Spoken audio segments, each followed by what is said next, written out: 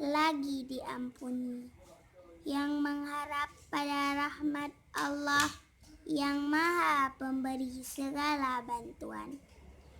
Wafat Tuhan yang alim, sempurna, utama, zuhud, bertakwa, dan suci hatinya.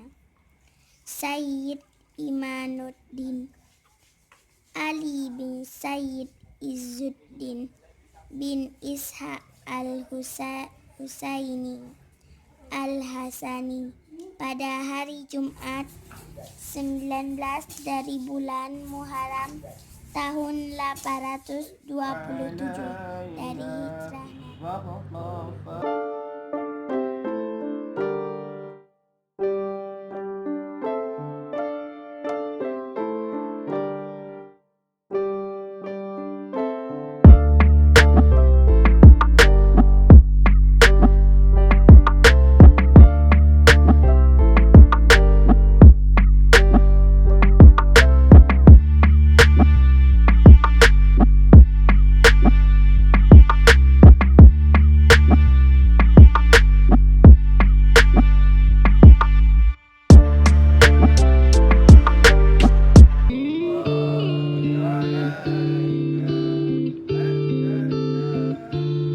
Sesungguhnya dunia ini fana,